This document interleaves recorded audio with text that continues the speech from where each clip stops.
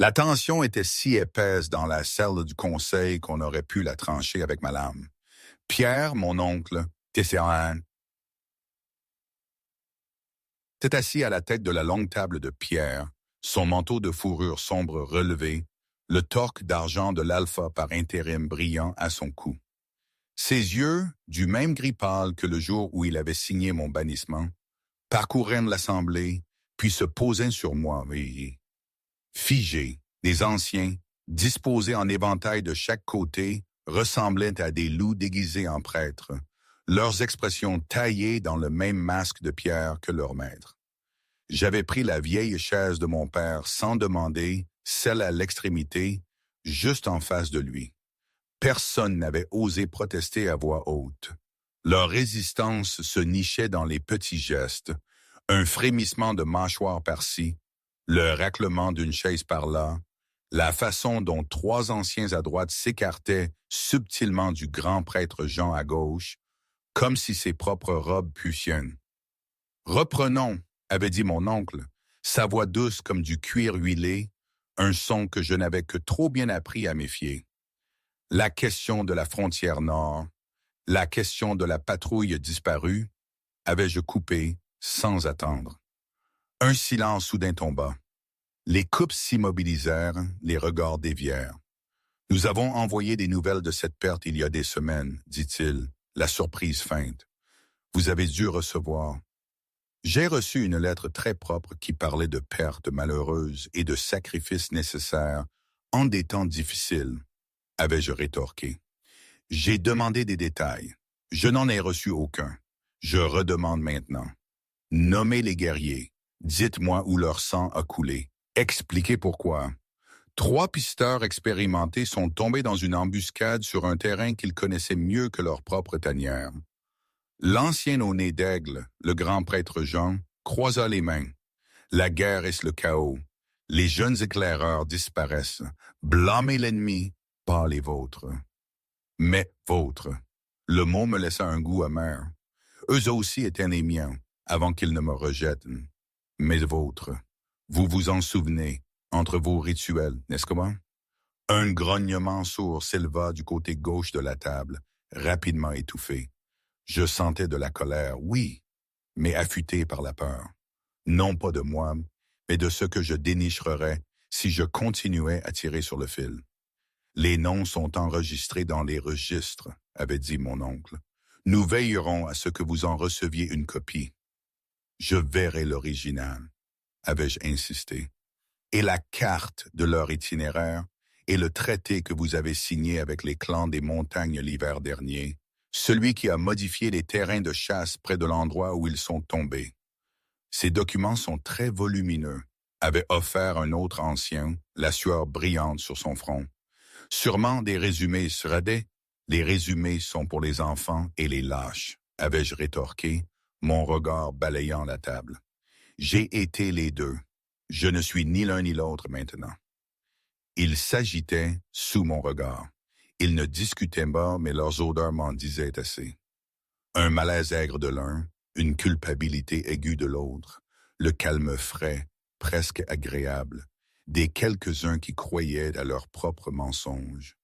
Des fils de tension couraient entre eux, liant certains, isolant d'autres. Chaque fois que je posais une question sur une affaire différente, un guerrier tombé, une dîme à une meute voisine, une nuit de pleine lune où les rites étaient fermés à tous sauf au conseil, le même schéma se dégageait. Les mêmes 2 anciens devenaient rigides. Les mêmes 3 évitaient de se regarder. L'odeur du grand prêtre piquait, puis s'aplatissait en encens et en pierre. Mais quand j'avais parlé de la prophétie, la pièce avait changé.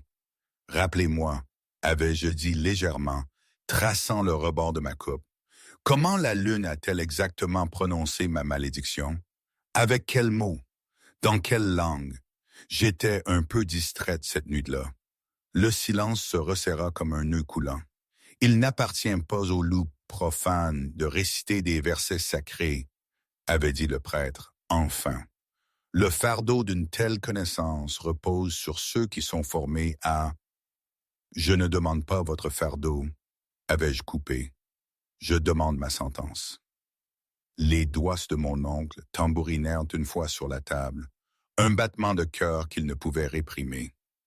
La prophétie était claire.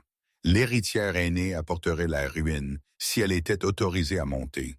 Pour empêcher la chute de la meute, l'héritière devait être chassée avant son 9e hiver, vous le savez. Ce que je sais, avais-je dit, c'est ce que vous avez raconté à tout le monde. Ce n'est pas la même chose que ce qui a été gravé dans la pierre. Les lèvres du prêtre s'étaient pincées. Vous remettez en question les rites mêmes qui ont guidé cette meute pendant des générations. Je remets en question tout ce qui exige qu'un enfant de 8 ans soit traîné par une porte à l'aube, avais-je dit doucement. Si vos rites exigent cela, alors oui, je les remets à nouveau en question. Cette petite onde, ce minuscule changement de posture, un jeune conseiller, Julien, à l'extrême gauche, brun et tendu, avait soudain détourné le regard du prêtre, les narines dilatées par une sorte de honte, je l'avais remarqué. La réunion s'était poursuivie, tournant autour des sujets comme des vautours.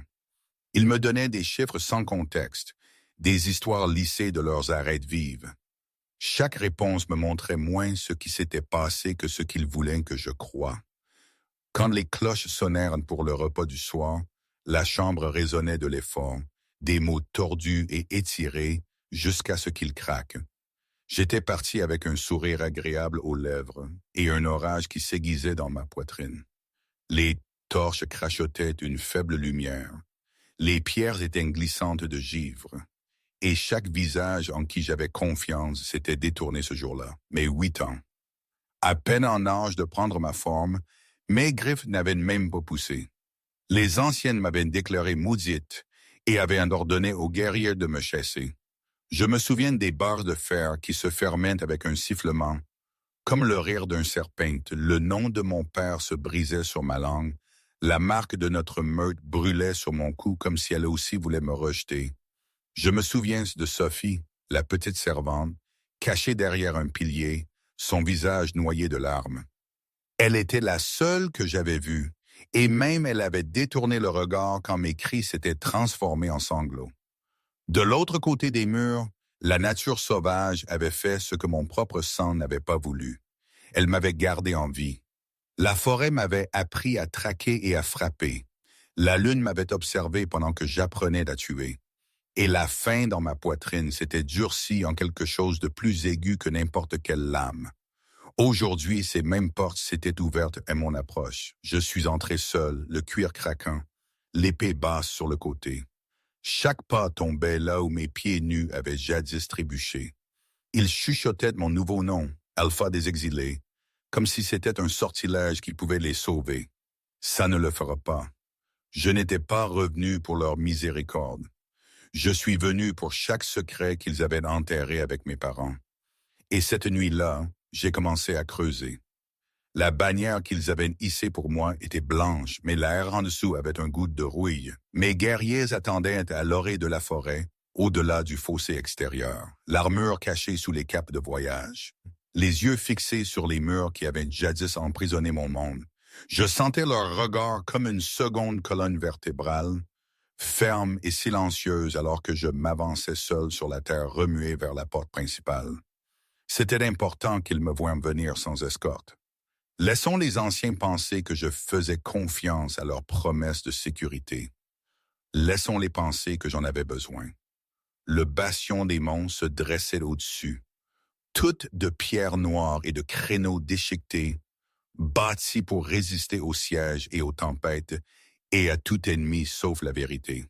Les dents de fer de la herse pendaient haut, les chaînes cliquetant faiblement dans le vent.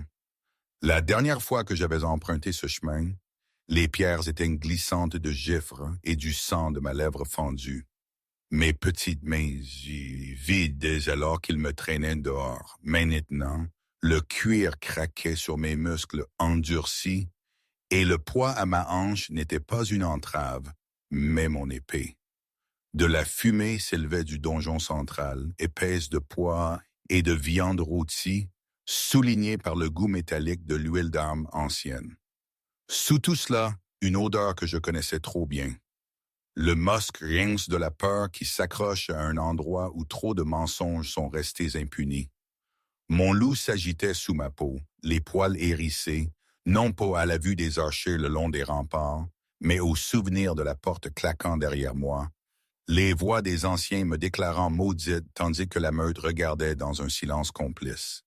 Un capitaine de la garde s'inclina raidement sur le seuil, le poing sur la poitrine, les yeux fixés juste au-dessus de mon épaule, ne rencontrant pas mon regard, n'osant pas le faire. Intelligent. Par ordre du Conseil, on vous accorde le passage en toute sécurité et les droits d'invité pour 3 nuits.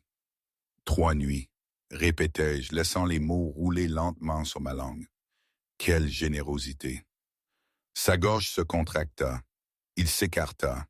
Je franchis l'arche, mes bottes résonnant sur la pierre. Le son résonna contre les murs du tunnel, plus fort qu'il n'aurait dû, comme un autre cœur battant sous la peau de la forteresse. À chaque pas, des souvenirs me mordaient des talons. La main de mon père arrachée de la mienne, le sourire froid de la voyante, ma propre voix se brisant alors que je jurais de revenir. Il ne m'avait pas cru alors. Il me croyait maintenant. La cour intérieure s'ouvrit comme une gueule de pierre, cerclée de terrains d'entraînement, d'écuries et du haut donjon central. Des guerriers observaient des bords. Certains que je reconnaissais à la forme de leurs épaules, à leurs cicatrices, plus âgés maintenant, plus larges à la taille. D'autres étaient nouveaux, sentant la nervosité aiguisée et l'obéissance forcée. Personne ne parlait. Le silence ici n'était pas le genre paisible. C'était le silence d'une forêt juste avant qu'un prédateur ne frappe. Le conseil m'attendait au pied des marches du donjon. Mon oncle se tenait au centre, son manteau de fourrure sombre agrafé à sa gorge. Le torque d'argent de l'alpha par intérim brillant à son cou. L'âge avait creusé des rides plus profondes autour de sa bouche, mais ses yeux étaient du même gris pâle que le jour où il avait signé mon bannissement. Il écarta les bras comme pour m'embrasser, bien qu'il ne bougeât pas d'un pouce. « Marie, dit-il, sa voix assez chaude pour échauder. Ça va été trop long, mon oncle. Je penchai la tête d'une fraction. Certains d'entre nous n'ont pas choisi la distance. Une ondulation parcourut la foule. Le plus léger mouvement de bottes et de souffle.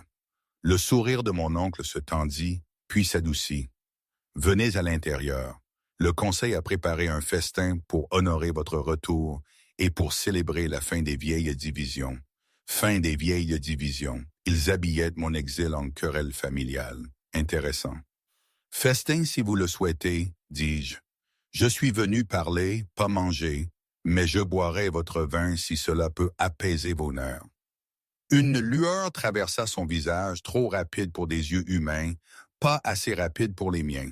Sa main droite se serra sur la rampe de l'escalier, les jointures blanchissant. Il la relâcha aussitôt et désigna les grandes portes. « Toujours direct, dit-il. Très bien, nous parlerons d'abord. » Nous entrâmes ensemble dans la grande salle, bien que le mot « ensemble » soit une simple courtoisie. Le conseil flottait autour de lui comme une marée sombre, les anciens vêtus de laine et de cuir superposés, leurs cheveux argentés tressés d'os et de jais. Je marchais d'un demi-pas derrière, ni en flanc, ni en suivant, une position qui n'admettait rien et ne concédait rien. La salle avait rapetissé depuis mon enfance.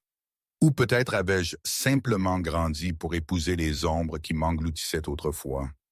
La lumière des flammes dansait le long des chevrons, accrochant les boucliers qui portaient l'insigne de notre meute, un croissant de lune au-dessus de l'âme croisée.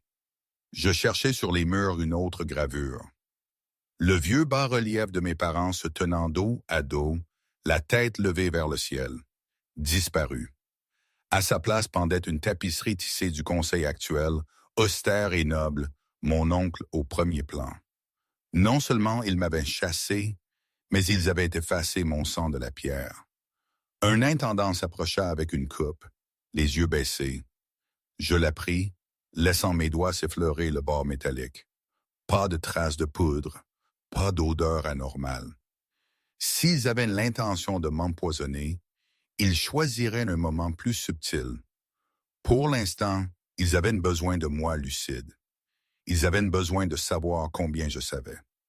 Nous prîmes place à la table du conseil. Je revendiquais la chaise à l'extrémité opposée à mon non-oncle, là où mon père était assis autrefois. Personne n'objecta à voix haute, mais je sentis la tension monter, aiguë et indubitable. Un ancien se racla la gorge. Un homme mince aux traits de faucon et une bague assez lourde pour disloquer un doigt moins robuste. Le grand prêtre Jean, si ma mémoire était bonne. Alpha Mary, commença-t-il, testant le titre comme s'il pouvait lui couper la langue. Nous accueillons votre désir de paix. Je ris, doucement et sans humour. Vous vous méprenez. Je désire la vérité. La paix est une conséquence possible, pas le but. Mon oncle leva la main, faisant taire le prêtre. Alors cherchons la vérité ensemble. Les frontières brûlent, de vieux ennemis encerclés, et notre peuple souffre. N'est-il pas préférable que nous soyons de nouveau une seule meute? Est-ce ce que nous sommes? Demandai-je. Une seule meute? Parce que de là où je me tiens, j'en vois deux. Les loups à l'intérieur de ces murs, et les loups que vous avez jetés dans la nature et fait semblant qu'ils étaient morts. Un muscle sauta dans la mâchoire de l'ancien. Un autre se déplaça sur son siège, le cuir grinçant. Je busse de la coupe ne rompant jamais le contact visuel avec mon oncle. Le vin était épais et épicé, avec un goût d'automne et de vieille célébration. Il glissa comme un souvenir que je refusais d'avaler. « Tu es devenu féroce, dit enfin mon oncle. Cela te fait honneur. La nature t'a bien forgé. » La nature ne ment pas en face tout en cachant un couteau derrière son dos, répondis-je. C'est une compétence que j'ai apprise ici. Les mots planèrent entre nous comme de la fumée. Je le regardais les inhaler. Je regardais la façon dont ses pupilles se rétrécissaient, la façon dont ses épaules se raidissaient avant qu'il ne les force à se détendre. La terreur vivait derrière sa paume, enroulée comme un serpent sous la pierre. Non pas de mon épée, mais de mes questions. Bien. 3 nuits, dis-je en posant la coupe. Je vous les accorde comme vous me les avez accordées. Pendant ce temps, nous parlerons. Vous me montrerez vos registres, vos rites, vos conseillers. Vous répondrez à ce qui n'a jamais été répondu lorsque j'ai été traîné par votre porte. Après cela, je laissai mon regard balayer la salle, m'attardant sur chaque ancien jusqu'à ce qu'ils se déplacent sur leur siège. Après cela, je déciderai si ces murs se tiennent avec moi ou s'effondrent autour de vous. Vous menacez le cœur même de votre propre peuple, siffla le grand prêtre. Non, dis-je doucement, je ne menace que les mensonges qui les étouffent. La salle était soudain trop silencieuse. Les feux crépitaient fort comme un coup cassé. Les doigts de mon oncle tapèrent une fois sur la table, puis s'immobilisèrent. Très bien, dit-il. 3 nuits, les registres du conseil vous seront ouverts. Vous aurez les droits d'invité et la liberté du donjon. Dans la raison. Dans la raison. Ce qui signifiait qu'ils surveilleraient chacun de mes pas et barreraient les portes qui importaient de plus. Je souris lentement et vivement. J'ai toujours été déraisonnable. Ses lèvres s'amincirent. Que la lune nous guide tous. Je me levai, la chaise raclant la pierre, et inclinai la tête avec une courtoisie moqueuse. Elle l'a déjà fait. Vous n'avez juste pas aimé où elle a pointé. Un murmure parcourut la salle alors que je me détournais. Du pas de la porte, je jetai un dernier regard à l'espace volé où la gravure de mes parents avait été. La pierre vide me regarda en retour, vierge et en attente. 3 nuits, ils avaient le faire. 3 nuits, c'était plus qu'assez de temps pour retourner cette forteresse sans dessus-dessous. La pierre se souvenait de moi, même si les gens faisaient semblant de non. Une servante me conduisit hors de la salle du conseil, la tête baissée, les mains serrées autour de la lanterne de laiton qui peignait le couloir d'un or vacillant. Je la laissai marcher un demi-pas devant, écoutant le rythme de sa respiration, le pas précipité de ses bottes.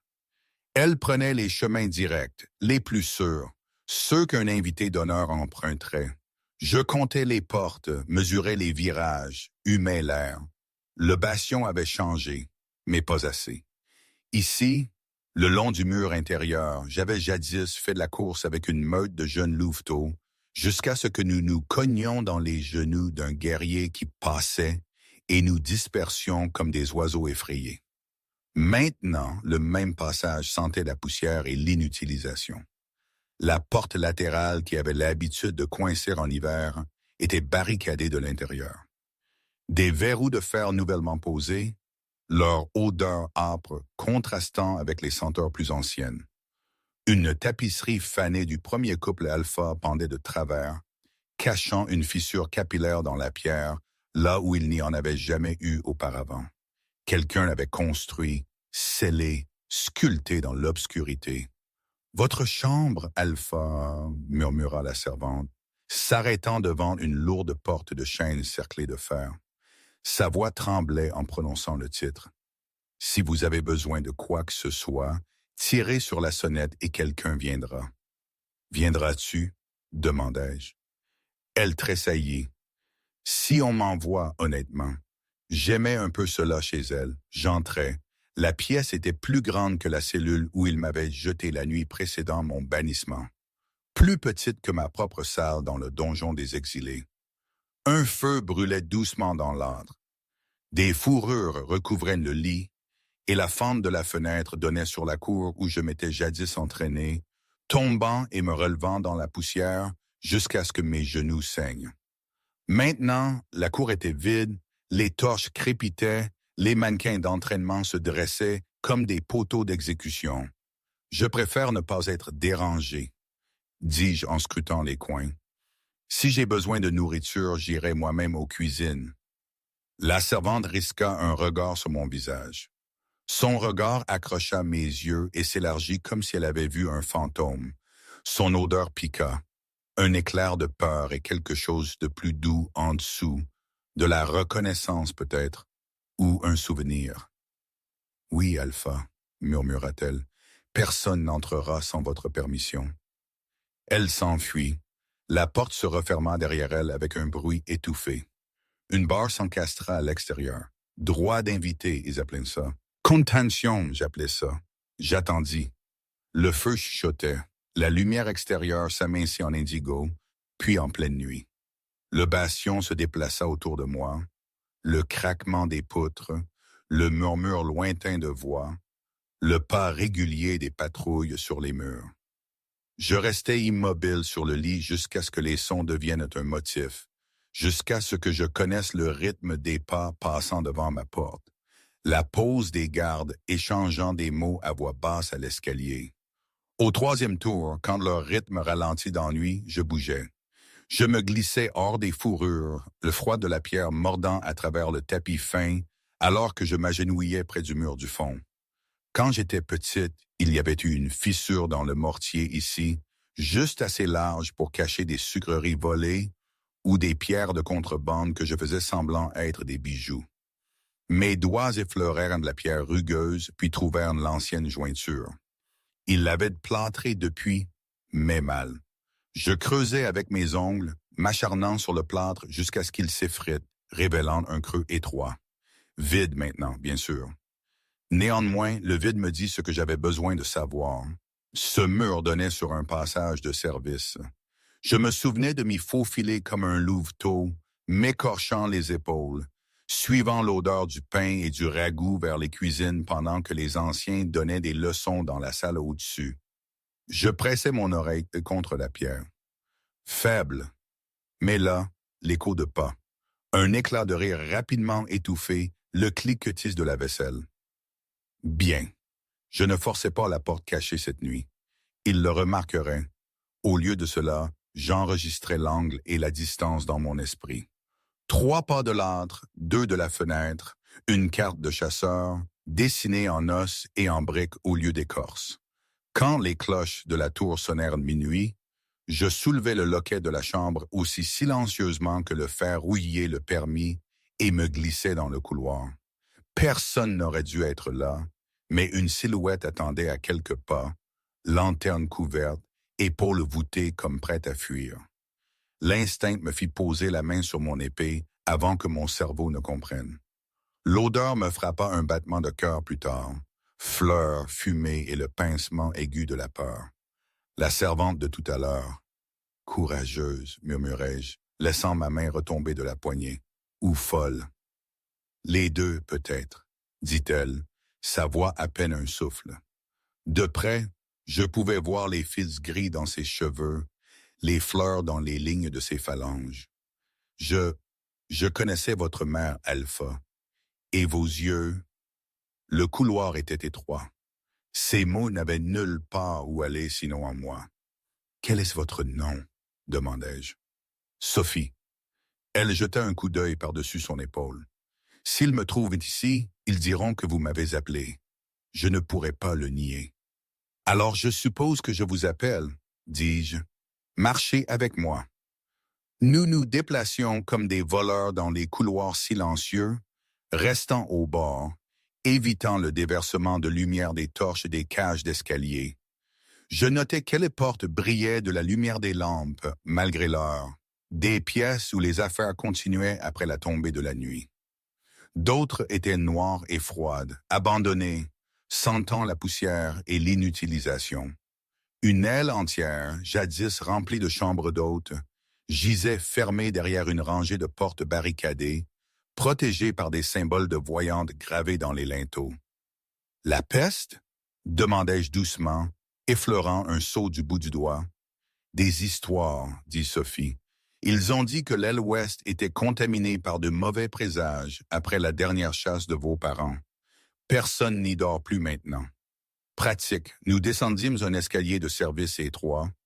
Ici, la pierre souhait le froid et l'odeur d'humidité et de vieille fumée s'épaississaient. Les tapisseries changeaient.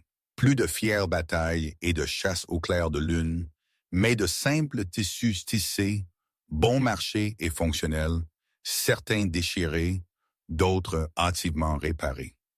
Des fissures sillonnaient les murs derrière eux. À un endroit, le plâtre s'était complètement détaché, révélant une arche grossière murée avec des pierres plus récentes. « Qu'est-ce qu'il y avait là? » demandai-je. Sophie hésita.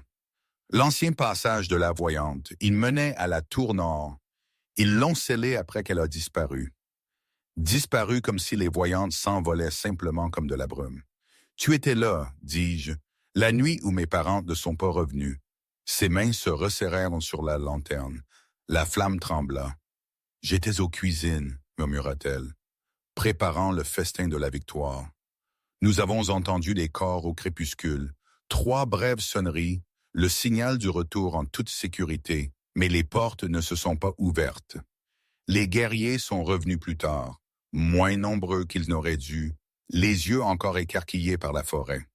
Ils ont dit au conseil, « Vos parents sont tombés, nous défendant d'une embuscade. » On nous a ordonné de verser le vin, d'enlever les plats supplémentaires, et moi. Ma voix ressemblait à du verre brisé. Ils ont dit que tu étais affligée. Elle avala. Que la voyante avait vu une malédiction pesant sur vos épaules. Que pour sauver la meute, l'héritière devait être chassée avant le prochain lever de lune. Les anciens sont allés dans la chambre rituelle sous la salle. Aucun serviteur n'était autorisé à s'approcher. Quand ils ont émergé, la voyante était avec eux, pâle comme des eaux de rivière. Elle ne regardait personne, Eshim. Au matin, vous étiez partis, et elle aussi. La vieille douleur dans ma poitrine s'enflamma, vive et nouvelle. Disparue comment? Personne ne voulait dire. Certains prétendaient qu'elle était partie à l'aube, appelée par la lune. D'autres... Sophie leva les yeux au plafond comme si elle pouvait voir à travers la pierre. D'autres disent qu'ils l'ont entendu crier dans la nuit, mais quand ils sont allés à sa tour, la porte était barricadée et les gardes juraient qu'elle dormait. Le lendemain, la tour a été scellée et l'histoire est devenue qu'elle était partie en paix. Un conte fabriqué, poli par la répétition, jusqu'à ce que tous les bords rugueux du doute soient usés. Nous atteignîmes le couloir inférieur qui courait derrière les cuisines. La chaleur s'échappait par les fissures des portes battantes, ainsi que l'odeur de pain et d'os mijotant dans des marmites de fer. Des rires montaient et descendaient, entremêlés de ragots. Sophie s'arrêta juste avant la lumière. « Je ne peux pas aller plus loin avec vous, dit-elle. S'il me voit vous guider la nuit, je comprends. » Je lui étudiai le visage. « Pourquoi m'aider du tout? Parce que votre mère s'est interposée entre moi et le fouet quand j'ai laissé tomber un plateau devant le conseil, dit-elle simplement.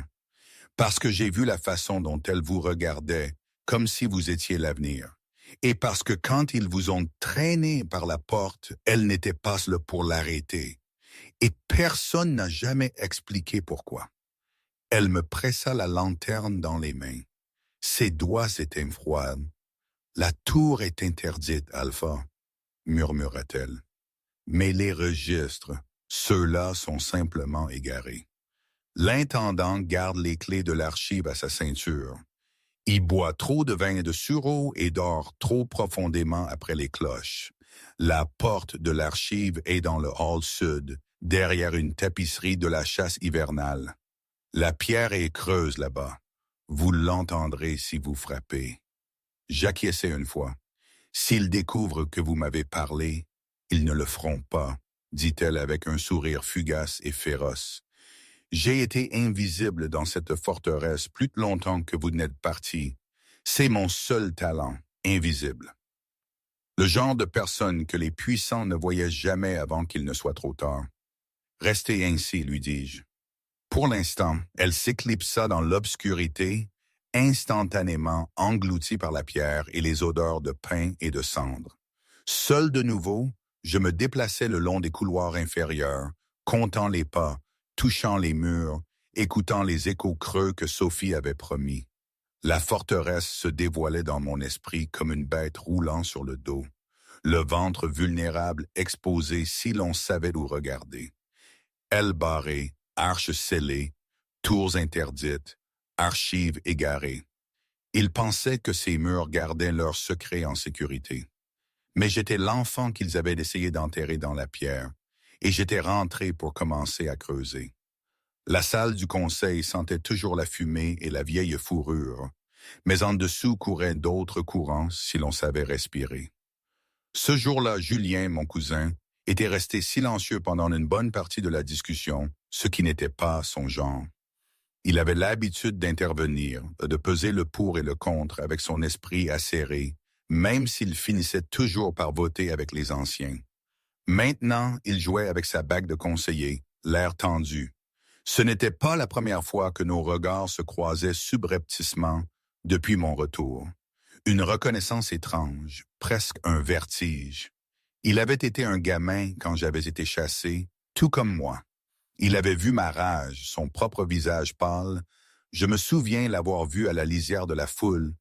Et maintenant, il était là, un adulte avec ses propres peurs et secrets.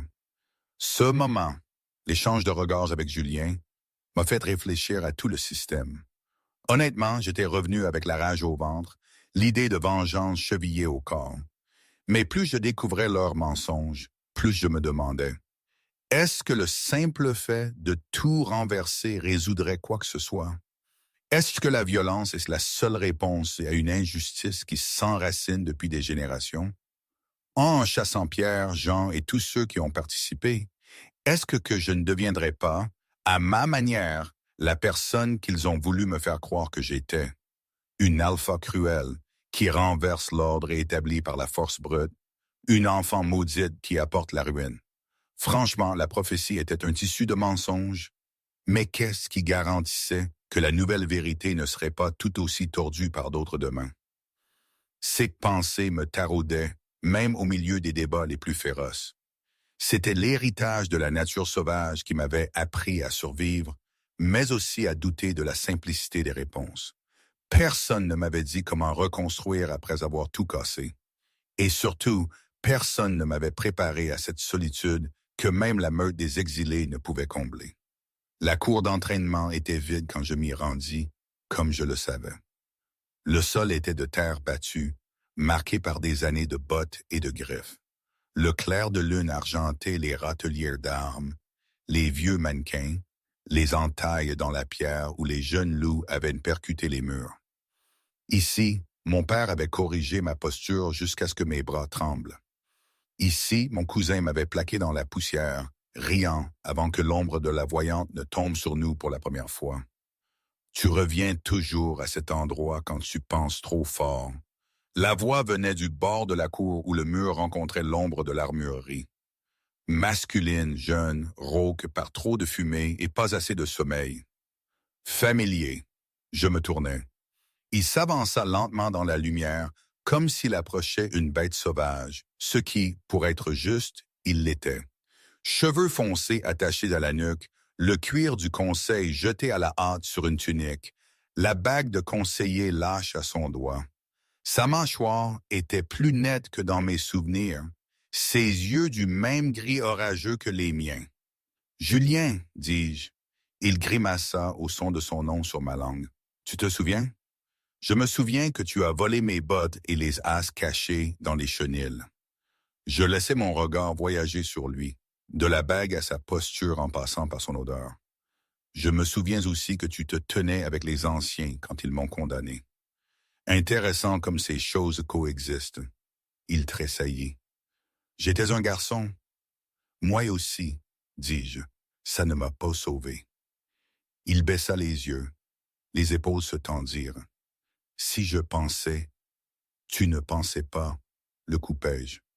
C'est ça le problème. Pourquoi es-tu là maintenant? Il leva les yeux, et le garçon que j'avais jadis connu vacilla derrière le visage de l'homme. Parce que j'ai passé des années à faire semblant de ne pas entendre les fissures dans leurs histoires, dit-il. Et toi, tu arrives et tu les serres comme si tu avais des griffes faites de questions. Si tu as l'intention de faire tomber cette salle, j'ai besoin de savoir si je dois me tenir dessous ou courir avant que les pierres ne tombent. « Et que te dit ton esprit acéré de conseiller? » demandai-je. « Que je suis un lâche, dit-il, l'air presque soulagé de le dire. Mais même les lâches se lassent d'étouffer sous les mensonges des autres. » Une brise balaya la cour portant l'odeur de la salle, viande, vin, peur. Sa propre odeur était mêlée, sans lien, cendre, sueur, culpabilité. « Tu doutais de la malédiction, dis-je. Pas une question. » Dès l'instant où ils l'ont prononcé, il passa une main dans ses cheveux. « Tu étais une enfant qui s'entraînait plus dur que les guerriers qu'il louait. Tu ne frissonnais pas au sang. Tu n'aboyais pas au froid. Ils disaient que tu étais faible, souillé. Ça ne collait jamais. Mais le visage de la voyante cette nuit-là. » Il s'interrompit, la gorge travaillant. Elle ressemblait à quelqu'un qui avait vu sa propre mort. Ils nous ont dit que la lune avait parlé et que la remettre en question, c'était inviter à la ruine. Et tu avais peur de la ruine, dis-je. J'avais peur de mon père, dit-il, les yeux durs maintenant. Tu tiens des anciens, de ce qui arrive aux loups qui grognent à la main qui les nourrit. Ils ne sont pas chassés sous les droits d'invités, Marie. Ils disparaissent. La cour devint très silencieuse. « Il y a une chambre, » continua-t-il, les mots bas et rapides maintenant, comme s'il craignait qu'ils ne soient arrachés à l'air.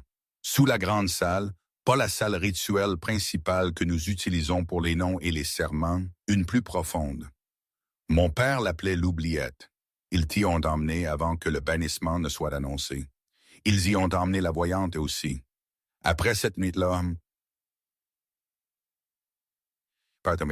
seul l'alpha par intérim à la clé. « Mon oncle? Et le grand livre? » demandai-je. Julien acquiesça une fois. Chaque offrande, chaque marché, chaque serment fait en sang plutôt qu'en parole y est écrit. Il est conservé dans le coffre privé de mon oncle. Il porte la clé sur une chaîne sous sa chemise. Je l'ai vu le toucher quand il pense que personne ne regarde, comme un talisman. Information aussi tranchante qu'une lame. La première véritable fissure, non pas dans leurs histoires, mais dans leur défense. « Pourquoi me dire ça? » demandai-je. « Par affection tardive de cousin. »« Ne te moque pas de moi, Titi, Lélénine. Méchéant, maman. » Hier, la colère brûlante et honnête. « J'étais à côté de toi quand ils ont gravé la marque sur ton cou. Tu te souviens? Je t'ai entendu jurer que tu reviendrais. J'ai vécu la moitié de ma vie à attendre de voir quelle version de toi franchirait la porte, la malédiction qu'il promettait ou l'orage que je soupçonnais. Maintenant tu es là, et je préfère être écrasé par des vérités que j'ai aidé à révéler que d'être enterré vivant sous des mensonges que j'ai fait semblant de ne pas voir. Les mots touchèrent quelque chose en moi que je ne voulais pas nommer. Je ne suis pas ton absolution, dis-je. Je sais, il inspira, mais je suis peut-être ta porte. Nous nous faisions face à travers la cour d'entraînement qui avait jadis été notre monde. La lune montait plus haut, peignant les pierres d'une lumière blanche comme l'os. Quelque part au-delà des murs, ma meute exilée attendait, comptant les heures. À l'intérieur, le conseil dormait, la plupart d'entre eux du moins, sûrs de leur conviction que de vieux secrets pouvaient encore tenir. « Montre-moi l'entrée de cette oubliette, » dis-je finalement. « Ne me mène pas à la porte. Ne va pas chercher les clés. Montre-moi juste où la pierre est la plus fine. » Julien expira, un son mi-soulagement, mi-effroi. « Demain, quand la salle sera pleine pour le repas de midi, je renverserai une coupe et me plaindrai du courant d'air sous mes pieds. Ils riront. Tu regarderas. Tu verras comment ils feront tout semblant de ne pas sentir le froid qui monte des planchers. Et le grand livre, demandai-je, sa bouche se tordit. Pour cela, il te faudra plus qu'une seule fissure. Mais une fois que la fondation commence à bouger, il écarta les mains. Même le coffre le plus solide peut tomber.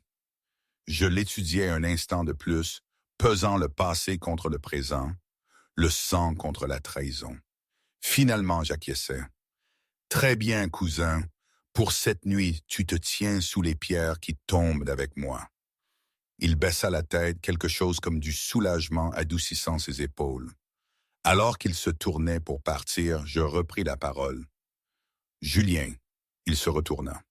Quand tout sera fini, dis-je, il n'y aura plus de cachette derrière l'ombre d'autres loups. Tu comprends? Oui, dit-il. Je crois que c'est pour ça que je suis encore là. Quand il partit, la cour me parut différente, non pas plus vide, mais chargée. Je levai les yeux vers la masse sombre de la grande salle, ses fenêtres comme des yeux cagoulés. Ils pensaient encore que j'étais une invitée. Ils n'avaient aucune idée que l'orage s'était déjà infiltré dans leurs fissures, s'accumulant, se construisant, prêt à faire s'effondrer toute la structure de l'intérieur. La salle au-dessus était pleine de voix quand je me glissais dehors. Julien avait bien joué son rôle. Au repas de midi, il avait accidentellement renversé une coupe de vin diluée, maudissant le courant d'air qui montait du sol. Des rires avaient parcouru les bancs, mais chaque ancien s'était déplacé de la même petite manière, les pieds rentrés, les chaises poussées plus près de la table, les yeux refusant obstinément de dériver vers le bas. Ils le sentaient, le froid qui montait de l'endroit où ils avaient enterré leur honte. J'attendis que la salle s'emplisse de bruit, le cliquetis des couverts, les coupes qui se remplissaient, les arguments sifflant entre les bouchées. Puis je me levai, murmurai quelque chose à propos du besoin d'air et sortis par la porte latérale que personne d'important n'utilisait jamais. Le couloir au-delà était silencieux, bordé de torches éteintes et de vieux trophées de chasse. Je le parcourus lentement, comptant chaque dalle de pierre sous mes bottes, cherchant celle qui résonnait différemment. Au 5e passage, je la trouvai. Un carré de pierre plus sombre, usé plus lisse que les autres, laissant passer un frisson à travers le cuir de mes semelles. « Trouvé », murmurai-je. Il n'y avait pas de joint visible, pas de charnière. Rien pour trahir son but. Bien sûr, il n'y en avait pas. Le conseil croyait aux apparences, mais la pierre n'est obstinée que si l'on applique la bonne sorte de pression. Je m'agenouillais et pressais ma paume à plat. Le froid mordait comme des dents. Je poussais plus fort, canalisant la force dans mon bras, haut contre hausse. Pendant un souffle, rien ne se passa. Puis la pierre bougea avec un soupir réticent, s'enfonçant juste assez pour s'accrocher. Un léger clic répondit du mur à ma gauche. Une étroite section de boiserie claqua, puis s'ouvrit vers l'intérieur, révélant une fente d'obscurité et un souffle d'air qui sentait la poussière, la cendre et le vieux sang. L'oubliette, je me glissais à l'intérieur et refermais presque le panneau derrière moi. L'obscurité était presque totale, brisée seulement par une mince fente de lumière derrière moi. J'attendis, coûtant. Au-dessus, le rugissement feutré de la salle continuait, inconscient. Pas de pas ne s'approchait. Aucune alarme ne fut déclenchée. Bien. Je m'avançais, une main sur le mur humide, l'autre posée sur la poignée de mon épée. Le passage descendait dans une courbe lente et insistante, me tirant sous le cœur du donjon. Plus j'avançais, plus il faisait froid, comme si je marchais dans la gorge de quelque chose qui avait oublié comment respirer. Après un moment, le tunnel s'ouvrit sur une chambre. Elle n'était pas grande, mais elle semblait vaste de la même manière qu'une tombe semble infinie quand vous êtes au bord. Des bougies avaient brûlé ici autrefois, tant que la cire collait encore au sol en flaques pâles, des gouttes fossilisées figées en pleine chute. L'air empesté l'encens depuis longtemps rance, superposé à l'odeur métallique et aigre du sang qui avait imprégné la pierre et n'était jamais complètement parti. Ce n'était pas un endroit pour nommer des louveteaux ou bénir les récoltes. C'était là qu'ils concluaient des marchés. Des chaînes pendaient des murs, pas beaucoup mais assez. Des bracelets de fer et de vieilles menottes de cuir y pendaient, tachées de noir. Au centre de la pièce, un bassin peu profond était creusé dans le sol, ses bords gravés de runes usées par le temps et l'usage. Un drain se trouvait au fond, noir et affamé. Mon loup se pressait contre ma peau, grognant le long des murs incurvés. Quelqu'un avait gravé des mots dans l'ancienne langue. Ce n'était pas une écriture sacerdotale soignée. Ces lettres avaient été tracées par différentes mains au fil des ans, se chevauchant, approfondissant les sillons. Je m'approchais, laissant mes yeux s'habituer, mes doigts planant juste au-dessus de la pierre. Ici, la prophétie, non pas comme une inscription unique et immaculée, mais en fragments, des lignes dispersées entre d'anciennes bénédictions, des malédictions à moitié effacées, les griffures désespérées de loups qui étaient venus ici espérant le salut et avaient laissé leur peur à la place. Je lus à voix basse, assemblant les éclats. Quand la lune marque la lignée, une pause où la roche s'était émiettée. Une héritière se lèvera avec l'orage dans ses veines. Ma gorge se serra. Ma mère m'avait appris ces vieux mots en secret, loin de la piété feinte des prêtres. Elle les avait tracés sur ma paume avec son doigt, m'avait fait les répéter jusqu'à ce qu'ils vivent dans mes os. La meute tremblera, un autre espace. Non pour l'enfant, mais pour le voleur. Mon pouls martelait. Je me déplaçais le long du mur, suivant les phrases éparses. Le destin ne vient pas par droit de naissance, mais par la main qui vole le trône marqué par la lune. Sans des siens sur la pierre, le chef couronné de lumière volée entraînera la meute vers l'ombre. Je reculais, respirant difficilement. Ils avaient pris cela, l'avaient haché en morceaux et n'avaient nourri la meute que des morceaux qui les servaient. L'héritière apportera la ruine. Chassez-la ou nous tomberons tous. C'étaient les mots qu'ils avaient utilisés. Je pouvais encore entendre l'écho de la voix du grand prêtre de cette nuit-là. Des mensonges tremblants et justes. Tout cela coupé de la chair de cette vérité. Ce n'était jamais l'héritière qui avait condamné la meute. C'était le voleur. Je pressais ma paume à plat contre le mur pour me stabiliser. La pierre était froide, mais sous le froid, j'imaginais que je pouvais sentir le faible fantôme de la main de ma mère, de mon père. N'importe quel loup qui s'était tenu ici et avait juré un serment sans connaître le couteau caché dans la manche du prêtre. C'est de ça que vous aviez peur, murmurai-je dans le silence. Pas de ma malédiction, mais de votre vol. Une table éraflée se tenait dans le coin le plus éloigné, à moitié enfouie sous la poussière. Les pieds étaient renforcés de bandes de fer, le bois cicatrisé par des lames et du métal chaud. Dessus reposait un coffre cerclé de fer, trapu et lourd, son cadenas scintillant d'huile. Quelqu'un avait pris soin de ce cadenas, même si le reste de la pièce était laissé à l'abandon. Mon oncle touchait la clé à sa poitrine comme un talisman. Le coffre n'était pas grand, mais quand j'essayais de soulever un côté, il bougea à peine. Plein donc, papier, parchemin, peut-être des plaques de métal, des choses qui valaient la peine d'être cachées. Le cadenas se moquait de moi. Tout en acier lisse et en goupille précise. Je pouvais le briser.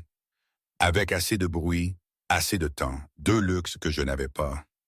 Au lieu de cela, je m'agenouillais et pressais mes doigts le long de la jointure où le métal rencontrait le bois. Sous le couvercle, juste au-dessus du loquet, je trouvais ce que je cherchais. Une petite dépression, trop régulière pour être accidentelle. L'odeur de fer était la plus forte, là. Verrou de sang, bien sûr. Le coffre était lié à une lignée spécifique. Celle de mon oncle, probablement, ou celle combinée du conseil. Une goutte du mauvais loup ne ferait rien. Une goutte d'un ennemi pourrait même déclencher une protection, une flamme ou un son. Les prêtres adoraient ces ruses. Je souris lentement. Je n'étais pas le mauvais loup. Je sortis une griffe de mon doigt juste assez pour affûter l'ongle en une lame et trancher le coussinet de mon pouce. Le sang jaillit, chaud et brillant. Je laissai une seule goutte tomber dans le creux en attente. Le cadenas cliqua, pas bruyamment, mais avec un son qui me traversa les os. J'expirais, mis rire, mis quelque chose de plus laid. Marqué par la lune, murmurai-je. Est-ce que je le suis? Puis, ouvre-toi. Le couvercle se souleva avec un craquement réticent.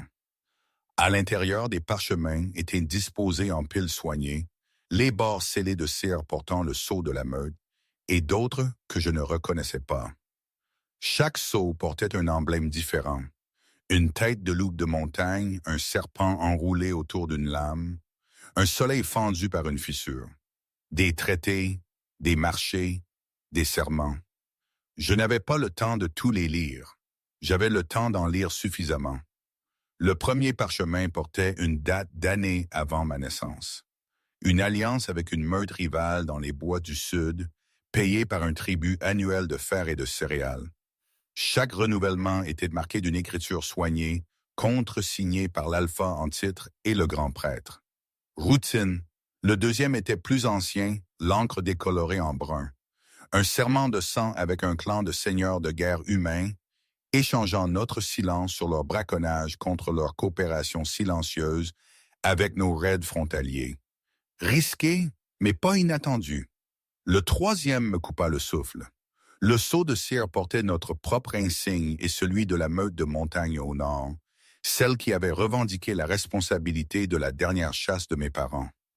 La date était écrite d'une main que je reconnaissais, celle de mon oncle, les lettres nettes et contrôlées, signées la nuit précédée la mort de mes parents.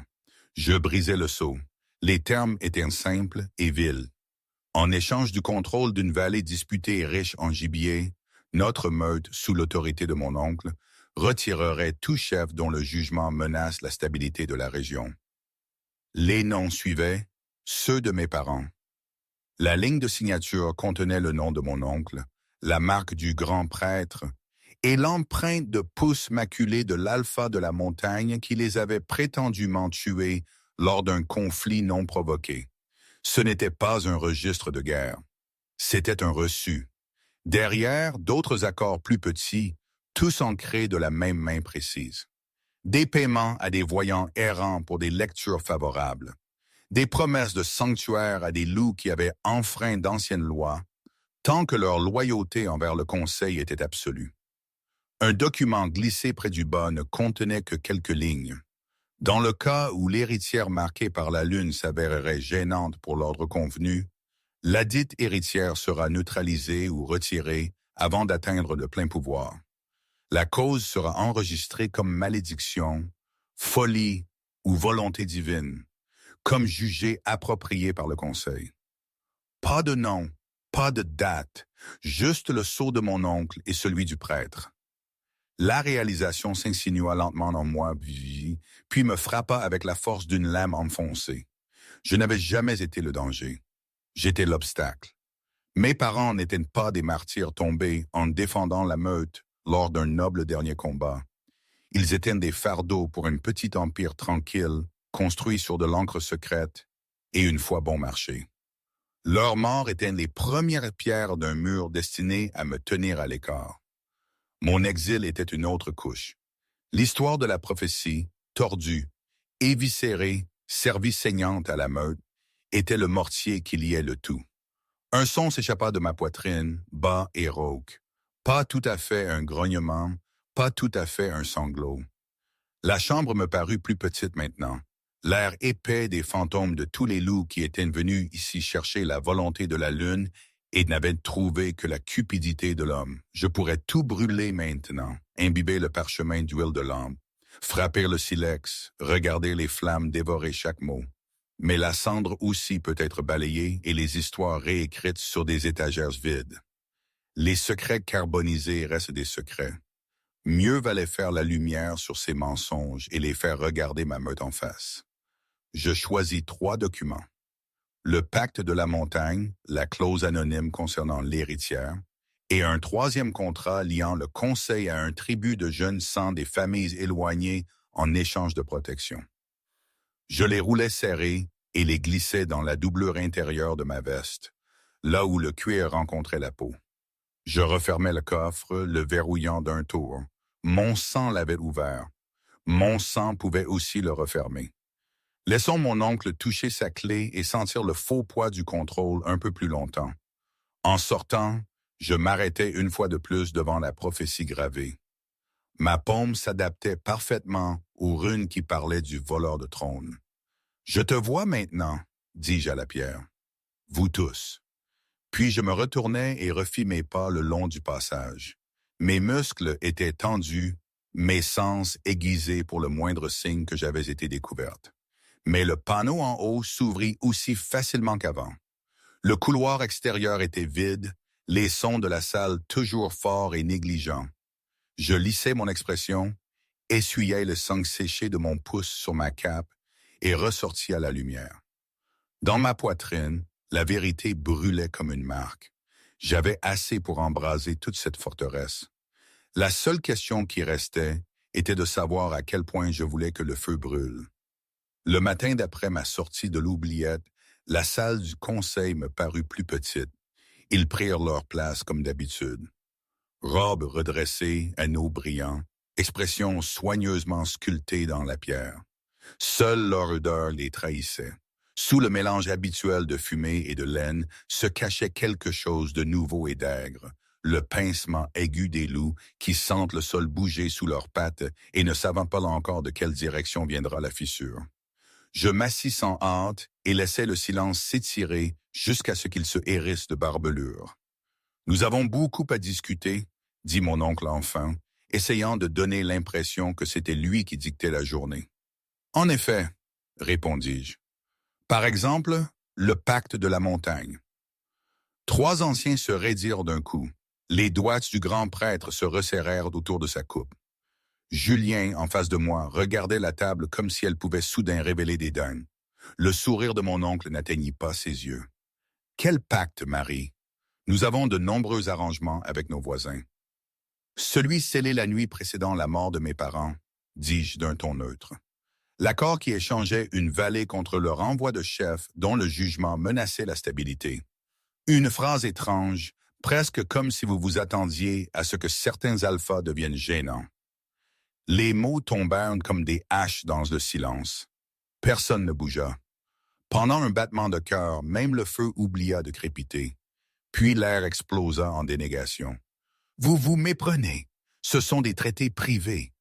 Aucune héritière ne devrait. » Je levai la main. Le vacarme s'éteignit. « S'il vous plaît, dis-je, continuez à mentir.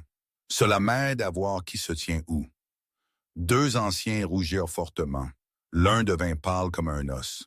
L'odeur du grand prêtre piqua d'une indignation sacerdotale, assez épaisse pour s'étouffer. « Vous accusez ce conseil de trahison sur la base de quoi? » demanda-t-il. « De rumeurs, de lignes mal lues et de registres que vous n'avez aucune formation pour interpréter? » « Sur la base de l'encre de votre propre main, dis-je, sur la base de la clause qui ordonnait ma neutralisation, avant que j'atteigne le plein pouvoir, déguisé en volonté divine, sur la base de la prophétie gravée dans la pierre sous cette salle. Cette dernière partie, je la laissai tomber comme un appât dans l'eau profonde. L'effet fut immédiat. La tête de mon oncle se tourna brusquement vers le prêtre. Les yeux du prêtre virèrent vers mon oncle. Pas de mots, pas de gestes. Mais dans ce seul regard partagé, je vis tout. La peur, le calcul, la question. Combien c'est-elle? Je souris, lentement et vivement. Vous êtes devenu silencieux, dis-je. Les dieux vous ont-ils pris vos langues, ou comptez-vous simplement combien de secrets vous pensiez être enterrés là où le clair de lune n'atteint pas? Julien bougea la plus légère inclinaison de la tête. Il sentait la terre et les tempêtes à venir. Je les laissais mijoter quelques respirations de plus, puis m'adossai. « Heureusement, je suis généreuse, continuai-je. Je suis prête à laisser toute la meute entendre vos explications sous la pleine lune dans la grande salle. » « Ce n'est pas ainsi que les affaires sacrées sont traitées, » claqua le prêtre. « C'est ainsi qu'elles seront traitées maintenant, dis-je. Selon l'ancienne loi, tout alpha peut convoquer un rassemblement de pleine lune et exiger que tous ceux qui doivent allégeance à la meute témoignent des questions de jugement et de succession. Je le convoque dans 3 nuits.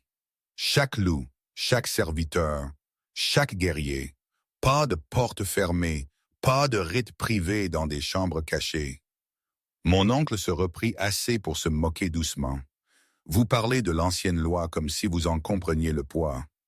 Je comprends qu'elle a été écrite pour des moments exactement comme celui-ci, dis-je.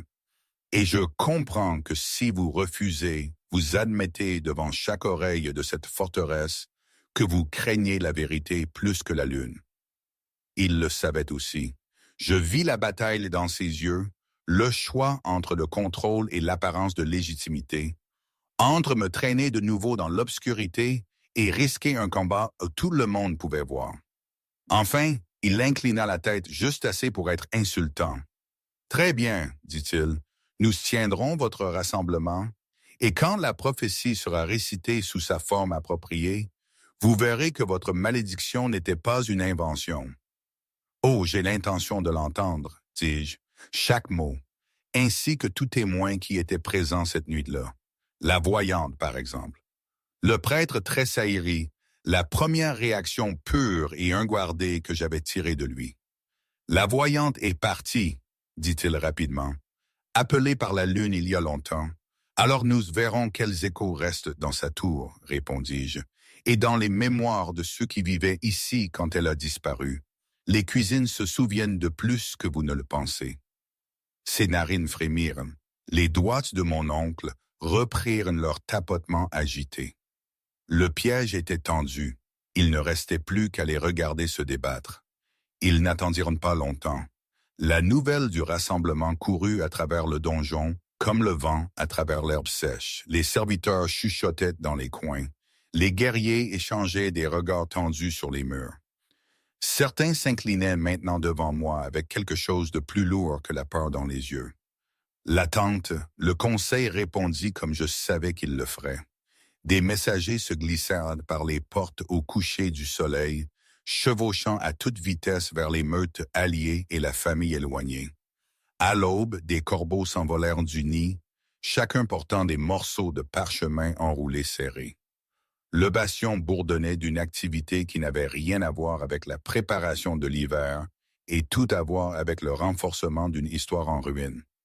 Des oiseaux très occupés, remarquai-je à Julien, alors que nous passions devant la cour de la tour.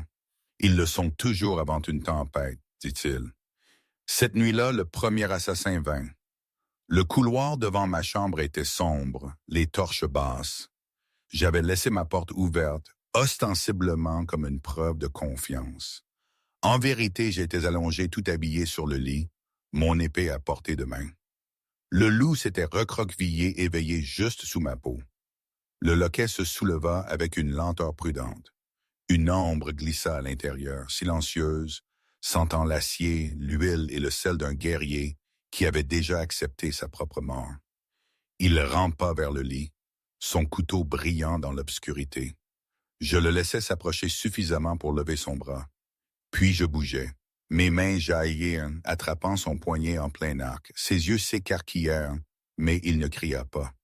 Entraîné, donc loyal, désespéré. Mauvais côté du lit, dis-je, et je tordis. L'os craqua, le couteau tomba au sol.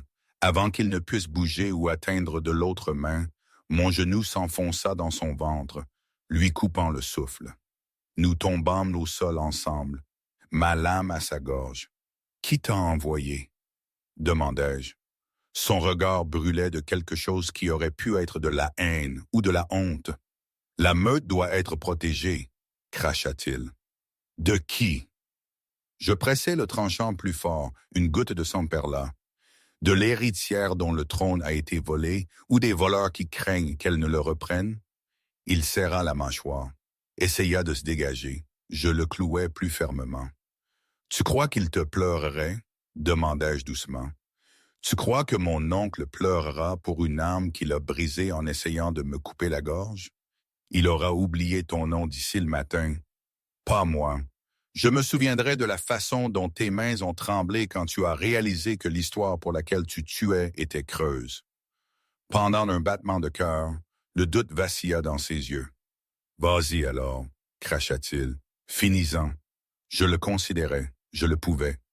Ce serait facile, propre, mais les outils morts ne parlent pas. Au lieu de cela, je changeai mon poids et claquai la garde de mon épée sur sa tempe. Il s'affaissa. Quand les gardes arrivèrent, appelés par le bruit que je permis enfin, je m'assurai qu'ils virent tout. Le couteau brisé, les contusions, le fait que je me tenais indemne. Un autre malentendu maladroit, j'en suis sûr, dis-je alors qu'il l'emportait. Dites au conseil que j'accepte leurs excuses à l'avance. La deuxième tentative arriva l'après-midi suivant sur une étroite passerelle de tours surplombant la cour intérieure. Une dalle de pierre lâche, astucieusement inclinée, attendait là où quiconque, trop perdu dans ses pensées, pourrait faire un faux pas et chuter. Je n'étais pas perdu dans mes pensées. Je m'arrêtais juste avant le piège, m'accroupis et pressais mes doigts sur la pierre. Elle vacilla. Du mortier frais bordait ses bords. « Quelle paresse !» murmurai-je. Julien, marchant avec moi, me regarda fixement. « Tu as vu ça d'aussi loin? » « Je l'ai senti, dis-je. La peur et la hâte font un mélange aigre. » Nous soulevâmes la pierre ensemble. En dessous, il n'y avait rien d'autre que l'air et une mort certaine sur les pierres en contrebas. « Laissez-la, dis-je, mais marquez-la discrètement. Je veux voir qui évitera ce chemin demain. » La troisième tentative fut une coupe empoisonnée lors d'un repas public, interceptée lorsque Sophie trébucha et déversa tout le contenu du gobelet sur les genoux du grand prêtre. Les chuchotements avaient tourné. Les regards surveillants me suivaient dans les salles, non seulement avec peur maintenant, mais avec une curiosité affamée. Quel genre de chef survit à 3 accidents en autant de jours? Quel genre de conseil a besoin de tant d'accidents pour se sentir en sécurité? Chaque échec sapait leur autorité. Chaque piège évident faisait ressembler leur souci de la stabilité de la meute à de la panique. Je n'avais pas besoin de les accuser. Ils faisaient le travail pour moi, saignant de crédibilité sur la pierre à chaque faux pas. La nuit précédant la pleine lune, je me tenais à nouveau dans la cour d'entraînement, levant les yeux vers la masse sombre de la grande salle. La lumière s'échappait de ses hautes fenêtres. À l'intérieur, le conseil complotait comment tordre la prophétie une fois de plus, comment étouffer les runes gravées dans la pierre avec leur propre voix fragile. Julien me rejoignit, son souffle fantôme dans le froid. « Ils envoient chercher plus d'alliés, dit-il doucement, de vieilles lignées qui doivent des faveurs, des prêtres des sanctuaires extérieurs. Ils pensent que les chiffres rendront l'histoire plus lourde. Alors nous rendrons la vérité plus lourde encore, dis-je. Il hésita. Tu es sûr que la meute écoutera? Il pourrait ne pas vouloir, admis-je. Les mensonges confortables sont un lit douillet, mais ils entendront. C'est tout ce dont j'ai besoin. Au-dessus de nous, un nuage glissa loin de la lune. La lumière pâle se déversa sur la cour, sur les murs, sur les pierres qui avaient bu mon sang enfant. Le piège est tendu, dis-je. Demain, nous verrons ce que nous avons attrapé. Le bastion autour de nous grinçait, la pierre bougeant comme si elle sentait la tension dans ses propres os. Quelque part au fond, derrière des portes verrouillées et de fausses prières, le conseil griffait sa toile défaillante, essayant de la resserrer. Ce qu'il ne comprenait pas, c'est qu'un piège ne peut tenir que tant que la proie croit qu'il n'a pas de dents. J'avais retrouvé mes dents, et dans une nuit de plus, sous le regard attentif de la lune, je les utiliserai. La pleine lune se leva comme une lame au-dessus du bastion, mince et brillante et sans pitié, lorsque sa lumière se déversa par les hautes fenêtres de la grande salle. La pièce était déjà bondée. Des guerriers longeaient les murs, en murs polis, les mains ne s'éloignant jamais de leurs armes. Des anciens étaient assis rigidement sur les bancs surélevés. Des serviteurs se pressaient dans les ombres, les yeux écarquillés, serrant des plats devenus froids. Même les plus jeunes louveteaux avaient été tirés de leur lit, enveloppés dans des capes, perchés sur les escaliers et les rebords des fenêtres pour voir ce qu'aucune génération avant eux n'avait été autorisée à témoigner. L'ancienne loi les avait appelés ici. J'avais l'intention de leur montrer pourquoi elle avait été enterrée. Je marchais au centre de la salle seule, les cuirs de bataille craquant, l'épée rengainée à ma hanche. Chaque pas résonnait contre la pierre, faisant écho aux bannières et aux poutres. Sur ma poitrine, sous ma cape, je sentais les bordures de ce que j'avais volé à l'obscurité. La pierre runique gravée avec les fragments de prophétie, les contrats, la marque de sang portant le sceau de mon oncle. Il était assis à la haute table, le conseil disposé autour de lui. Ce soir, il portait des robes de cérémonie complètes, lourdes de broderie, des colliers d'os et d'argent. Le grand prêtre Jean, drapé de suffisamment de charme pour s'y noyer. Tout cela n'était que du bruit. Tout cela visait à distraire. Je m'inclinais devant la salle, pas devant eux. Selon l'ancienne loi, dis-je, ma voix portant sans effort, nous nous réunissons sous la pleine lune pour témoigner des questions de jugement et de succession. Que chaque loup présent se souvienne que ce qui est dit ici nous lie en sang et en paroles. Un murmure parcourut la salle, inquiet, affamé, effrayé. Le grand prêtre se leva, s'appuyant sur son bâton.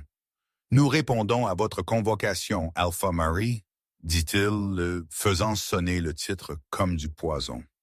Vous souhaitiez que la prophétie soit lue sous sa forme appropriée. Elle le sera, et vous verrez la volonté de la lune confirmée. Non pas par votre langue, dis-je, mais par les runes elles-mêmes. Je plongeai la main dans ma cape et en sortis la pierre.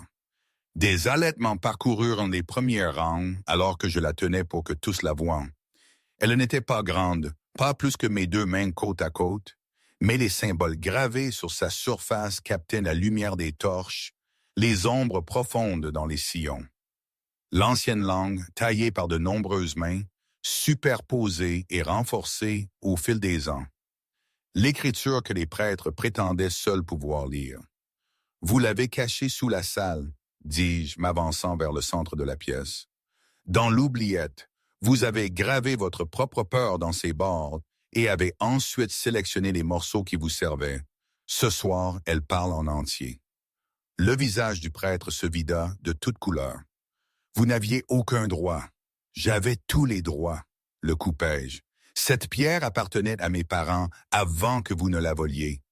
Elle appartient à la meute, pas à votre cercle privé. Je me tournai, offrant la pierre aux loups rassemblés, les laissant voir la profondeur des coupes, la façon dont certaines lignes en croisaient d'autres. « Qui parmi vous peut lire l'ancienne écriture ?» demandai-je.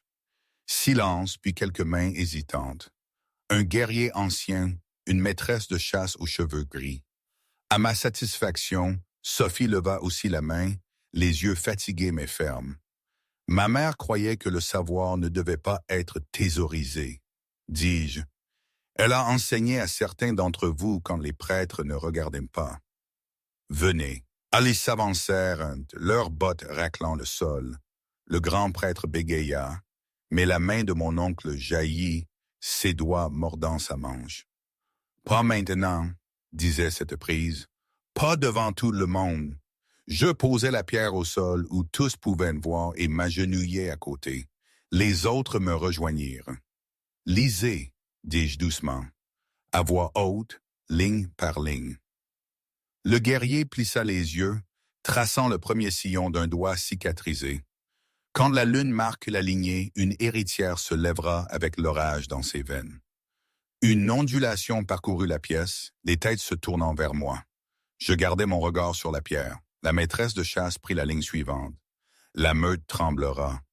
Elle hésita, fronçant les sourcils. Non pas à l'enfant, comme on m'a enseigné. Il est dit, non pour l'enfant, mais pour le voleur. Cette rune est fausse dans la version du prêtre. Sophie se pencha. Ici, dit-elle, sa voix claire, le destin ne vient pas par droit de naissance, mais par la main qui vole le trône marqué par la lune. Le guerrier continua, plus fort maintenant, comme défiant quiconque de l'arrêter. Sans des siens sur la pierre, le chef couronné de lumière volée entraînera la meute vers l'ombre. La salle était devenue complètement immobile. Même les plus petits louveteaux étaient silencieux, le souffle retenu. « Ça suffit !» claqua le prêtre, la voix brisée. « Vous déformez ce que vous ne... Je ne déforme rien. » La maîtresse de chasse grogna, se levant. « C'est l'écriture que mon père a gravée. Je l'ai vu tailler ces runes quand j'étais enfant. Vous nous avez dit que la lune condamnait l'héritière. Pourtant la pierre condamne un voleur. » Les yeux pivotèrent vers le conseil comme tirés par la même ficelle. Je me levai lentement. « Vous avez pris cette prophétie, » dis-je, m'adressant à la salle, non pas aux hommes sur l'estrade, et l'avez transformée en arme contre une enfant. Vous avez prétendu que la lune exigeait que l'héritière soit chassée pour sauver la meute de la ruine, mais la pierre dit le contraire. Je plongeai la main dans ma veste et en sortis le premier parchemin. « Ceci, » continuai-je, le levant haut, « est le pacte de la montagne, signé la nuit précédant la mort de mes parents. En lui, notre alpha par intérim promet de retirer tout chef dont le jugement menace la stabilité, en échange de terres et de faveurs. Les chefs nommés sont ma mère et mon père. La marque de sang ici... » Je déroulai le parchemin et le tendis vers la foule. « Appartient à l'alpha de la montagne que vous appelez encore un ennemi, mais la signature au bas est celle de mon oncle. » Un grondement de choc traversa la salle comme un tonnerre lointain. Les lèvres de mon oncle se pincèrent, les yeux scintillants. « Faux, » dit-il, « n'importe qui pourrait. » Je le coupai avec un second parchemin. « Celui-ci, dis-je, ne porte pas de nom, mais son intention est claire. Il promet que si l'héritière marquée par la lune s'avère gênante pour l'ordre convenu, la dite héritière sera neutralisée ou retirée avant d'atteindre le plein pouvoir. La cause sera enregistrée comme malédiction, folie ou volonté divine, comme jugée appropriée par le conseil. » Le papier tremblait dans ma main. Je ne laissais pas ma voix faire de même. « Vous ne craignez pas une malédiction, » dis-je doucement. « Vous craignez de perdre le pouvoir que vous avez volé en faisant tuer mes parents. »« Mensonge !» cria le grand prêtre, son bâton frappant le sol. « Il dirait n'importe quoi aussi. » Alors expliquez pourquoi ces contrats étaient cachés dans l'oubliette au lieu des archives publiques, claquai-je. Expliquez pourquoi la prophétie que vous récitez a des lignes que la pierre n'a pas. Expliquez pourquoi la voyante qui a soi-disant confirmé ma malédiction a disparu la nuit suivant le bannissement et n'a plus jamais été mentionnée. Les murmures se transformèrent en arguments. Les loups marmonnèrent les uns aux autres, certains montrant les crocs, certains reculant comme si l'air même près de l'estrade était devenu vicié. Une paire de guerriers que je reconnaissais des murs échangèrent un regard qui disait clairement « Si c'est vrai, nous avons servi un mensonge. » Julien se leva, pâle mais ferme. « J'étais là quand ils ont traîné Marie par la porte, » dit-il, sa voix portée pour que tous l'entendent. J'avais 9 ans. Ils nous ont dit que la lune avait parlé, que l'héritière apportait la ruine, mais ils ne nous ont jamais montré la pierre. Ils ne nous ont jamais permis d'approcher de l'oubliette. J'ai vu ces contrats de mes propres yeux dans cette chambre. Je l'ai vu les prendre. Si c'est un mensonge, il a commencé bien avant qu'elle ne remette les pieds dans ses murs. Traître! Siffla un ancien. Tu trahis ton propre sang. Non, dit-il. Je refuse de le trahir plus longtemps. La salle explosa. Cris, grognement, le raclement des bancs. Un guerrier près du front me montra sa gorge dans un geste bref et tremblant de respect. Un autre tourna complètement le dos au conseil, faisant face à la foule à la place. Mon oncle enfonça sa main dans l'accoudoir de sa chaise assez fort pour que le bois craque. Ce spectacle ne sert personne, dit-il, forçant sa voix au calme. Même si ces documents sont réels, ce sont des reliques de temps désespérés. Vos parents ont fait des choix dangereux. Nous avons fait ce que nous devions pour préserver la meute. Pour préserver ton trône, dis-je, celui dont la prophétie disait qu'il nous condamnerait s'il était volé.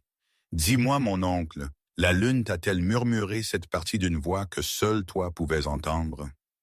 Sa contenance glissa. Pendant un battement de cœur, je vis le loup sous l'homme raffiné, celui qui avait pris ce qu'il voulait et ne s'était jamais attendu à rendre des comptes. Ils étaient faibles, cracha-t-il, tes précieux parents. Ils nous auraient menés à la ruine avec leur miséricorde et leurs doutes. Ils remettaient en question les vieilles traditions, défiaient le conseil, parlaient de partager le savoir avec tout le monde, comme si nous étions une meute de voix égale, au lieu d'une chaîne qui tient parce que quelqu'un doit être le maillon le plus fort. Ils ont tout mis en danger. J'ai fait ce qu'un alpha doit faire. Tu n'es pas un alpha, dis-je. Tu es un voleur portant une couronne faite des os des autres. Un hurlement sourd s'éleva de quelque part dans la salle, repris par un autre et un autre. Pas encore à plein poumon, pas uni, mais le son fit baisser des torches. Le grand prêtre se jeta en avant, son bâton levé. Assez! Ce rite s'est égaré du chemin. La lune t'a regardé tordre son nom pour couvrir ta propre peur pendant des années. Grognai-je. Ce soir, elle te regarde y répondre. Je m'approchai de l'estrade, rencontrant le regard de mon oncle de plein fouet. Tu as deux choix, dis-je, laissant ma voix porter, froide et claire. Tu peux admettre ce que tu as fait devant ta meute, devant tes dieux, devant les esprits des loups dont tu as versé le sang, ou tu peux le nier et te déclarer l'ennemi de tout loup qui croit encore que la vérité importe plus que ton confort. Il se leva lentement. La salle retint son souffle. Je ne m'agenouillerai pas devant un enfant de la ruine, dit-il. Je ne céderai pas une meute que j'ai gardée en vie à travers la guerre et la famine, parce que tu as trouvé de vieux mots dans un trou et que tu penses qu'ils te rendent juste. Soit, dis-je. Je me détournai de lui et fis face à la salle. En ce moment, criai-je, ma voix ondulant à travers la foule, vous l'avez tous entendu choisir. Il a eu la chance de confesser, de se retirer avec le peu d'honneur qui lui restait. Il a refusé. Il a choisi sa couronne volée au-dessus de votre confiance, au-dessus de la loi, au-dessus de la vérité écrite dans le sang et la pierre. Je tirai mon épée, le métal chanta dans l'air chargé. Par droit de naissance et par droit de défi, dis-je, je revendique le titre d'alpha et demande à ce conseil de répondre de trahison. Tout loup qui se tient avec les voleurs se tient contre moi. Tout loup qui se tient avec la vérité, levez-vous maintenant. Pendant un battement de cœur, personne ne bougea. Puis Julien descendit de l'estrade et traversa la salle pour se placer à mes côtés. Sophie s'agenouilla là où elle était, la tête baissée. Le guerrier qui avait lu les runes éleva la voix dans un hurlement aigu et défiant et se déplaça dans l'espace ouvert entre moi et la haute table. D'autres suivirent, certains lentement, certains tous à la fois. Une marée de corps se déplaçant, se réorientant. Pas tout le monde, pas encore, mais assez. L'air crépita, épais de loyauté changeante, du poids des choix enfin faits à la lumière du jour au lieu de derrière des portes closes. Le regard de mon oncle balaya la salle, mesurant, calculant. Pour la première fois depuis que j'étais entré par ces portes, il semblait dans l'infériorité numérique. La lune regardait par les hautes fenêtres, pâle et impitoyable. Les mots avaient été prononcés. Le sang viendrait ensuite. Quand le premier ancien sauta de l'estrade, il le fit avec un rugissement censé sonner comme du courage. Cela sonnait comme de la panique. Il se précipita vers moi à travers la pierre, les griffes à moitié sorties, les robes flottant derrière lui comme des ailes déchirées. Pendant un battement de cœur, je revis le garçon qu'il avait dû être autrefois, tout en dents et en empressement à plaire. Puis mon épée bougea, et il n'était plus qu'un homme qui avait choisi le mauvais côté de l'histoire. L'acier rencontra la chair, le sang frappa le sol dans un arc chaud. La salle explosa. Des guerriers qui étaient restés figés quelques instants auparavant jaillirent en mouvement, certains sautant par-dessus les bancs pour se tenir entre moi et le conseil. D'autres se précipitant pour protéger les anciens qui s'accrochaient encore à leur pouvoir volé. Des grognements déchiraient les gorges. Les griffes étincelaient. La toile méticuleuse de la hiérarchie qui avait maintenu cette forteresse debout pendant des décennies se déchira en un souffle. Mon oncle n'hésita pas. Il se transforma en plein bond, les os craquant, la fourrure jaillissant de sa peau, sa forme de loup s'écrasant devant la haute table. Il était massif, tout de gris foncé et de cicatrices, ses yeux deux éclats de ciel d'hiver. Il fonça droit sur moi, les mâchoires grandes ouvertes. Je le rencontrai à mi-chemin. L'impact nous projeta tous les deux au sol. Son poids me coupa le souffle. Ses dents raclèrent le plaquage de mon épaule.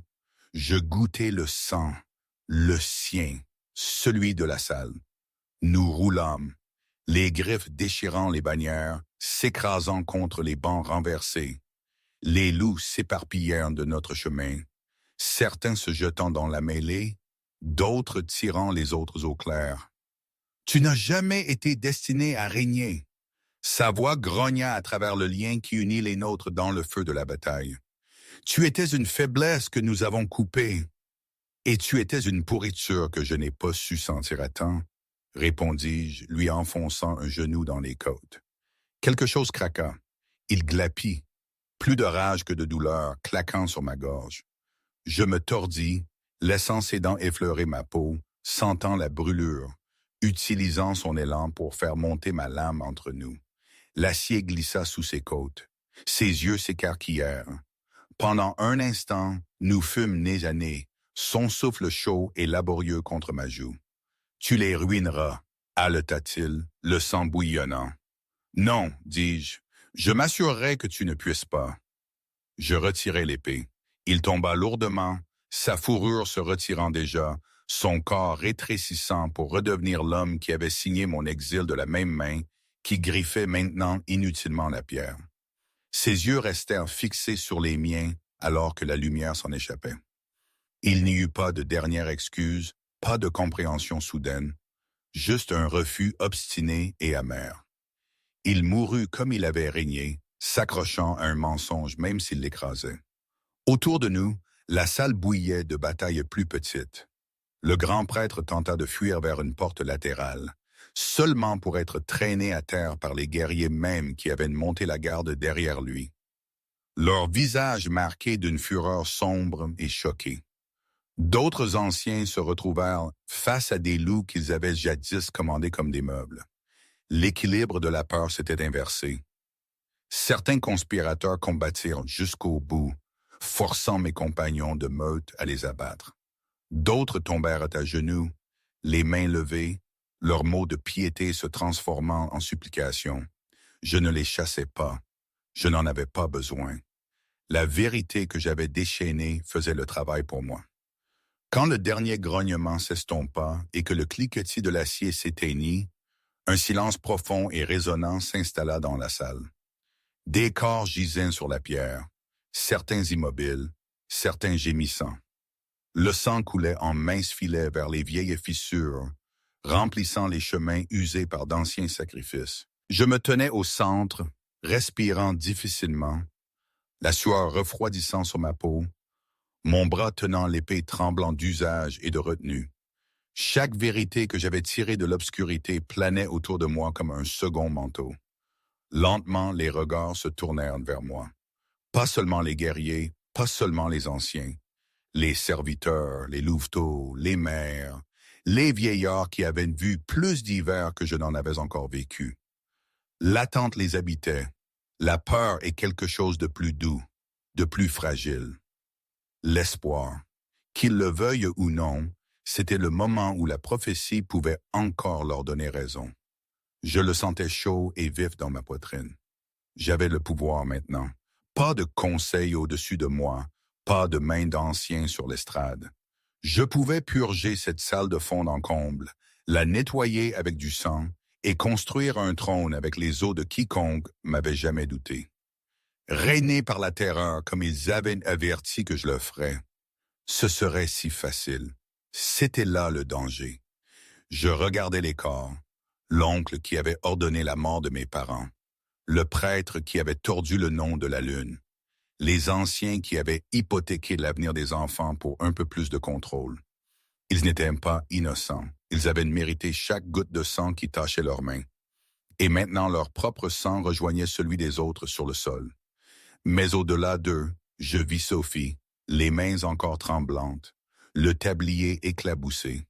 Je vis Julien debout, le poids sur une jambe, les cheveux collés de sang, les yeux fixés sur les miens, attendant de voir dans quelle direction je me tournerais. Je vis des guerriers à l'armure déchirée et au visage incertain qui avaient suivi des ordres pendant des années sans jamais voir les documents sur lesquels ces ordres étaient écrits. Il ne s'agissait plus seulement de vengeance. Cela ne l'avait pas été depuis l'instant où j'avais franchi à nouveau les portes. J'essuyais ma lame sur le manteau de mon oncle et la rengainais. Le son résonna dans la salle comme la fermeture d'un livre. « Écoutez, dis-je. » Le mot coupa les murmures, les têtes se levèrent, les oreilles se dressèrent, même les louveteaux s'immobilisèrent. « Vous avez vu ce que font les mensonges, continuai-je, la voix rauque mais ferme. Vous avez senti avec quelle facilité la peur peut être parée de mots sacrés et appelée la volonté de la lune. Vous les avez vus maudire une enfant pour protéger le pouvoir qu'ils ont volé. Ça se termine ce soir. » Un guerrier près du front inclina la tête. « Que voulez-vous que nous fassions, Alpha? »« Je veux que vous vous souveniez, dis-je. Souvenez-vous qu'à partir de cette nuit, aucun chef dans cette salle ne se tiendra au-dessus de la vérité. Pas un prêtre, pas un conseil, pas même moi. » Un bruissement de surprise, je le laissais se calmer. « Nous aurons des lois, continuai-je. Nous aurons des droits, nous aurons des serments. Mais ils seront gravés là où chaque loup pourra les voir, non pas cachés dans un trou sous le sol. L'oubliette restera ouverte. La pierre prophétique restera où tous pourront la toucher. Tout contrat qui lie cette meute sera lu à voix haute devant des témoins, non pas scellé avec de la cire et du sang dans l'obscurité. Et ceux qui les ont suivis, appela quelqu'un, ceux qui ont cru la malédiction, s'ils ont levé des griffes ou des lemmes ici ce soir, ils répondront du sang qu'ils ont versé, dis-je. Mais tout suiveur n'est pas un conspirateur. Certains ont été trompés aussi sûrement que moi. Nous jugerons par les actes, non par le côté de la salle où ils ont été poussés à se tenir. Un murmure d'approbation méfiante. Je pris une inspiration qui sentait le fer et la fumée, et quelque chose de nouveau.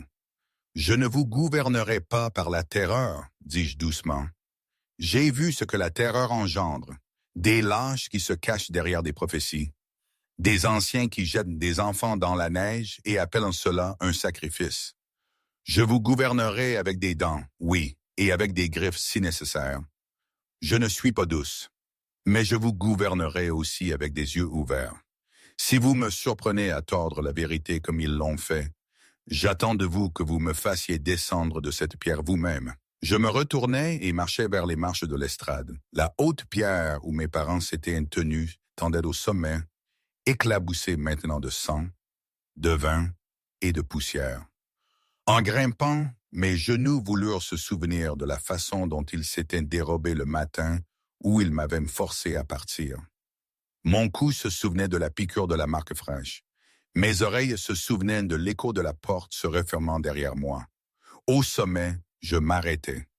La salle s'étalait en contrebas, remplie de loups, attendant de voir s'ils avaient échangé un type d'obscurité contre un autre.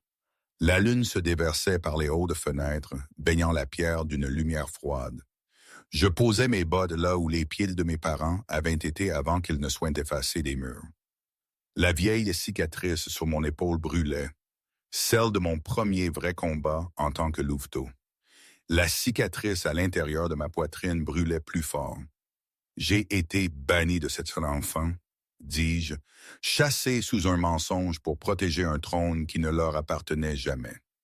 Je suis revenu pour revendiquer ce qu'ils ont volé, mon droit de naissance, la mémoire de mes parents, la vérité elle-même.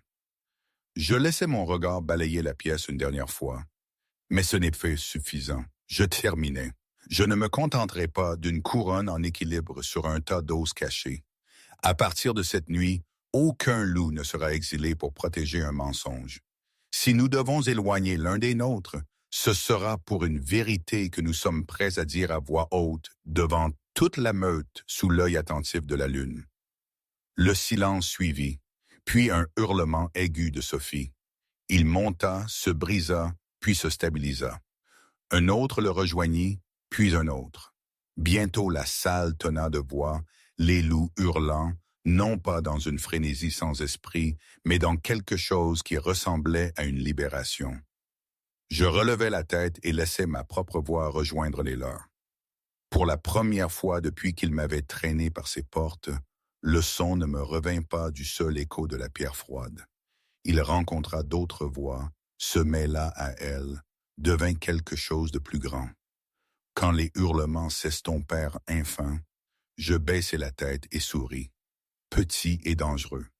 Maintenant, dis-je, laissant une note de chaleur rude glisser dans mon ton, si vous entendez ce récit au-delà de ces murs, dites-moi d'où observez-vous. Et quel moment vous a le plus frappé? L'ouverture des portes, la rupture de la prophétie ou la chute finale du voleur? Je laissai la question en suspens. Une invitation. Accrochez-vous à ce sentiment, ajoutai-je, car la prochaine histoire qui vous attend est un tout autre genre de cauchemar. Pas de roi alpha, pas de comté omégas, juste un nouveau genre de thriller avec des dents prêtes à s'enfoncer.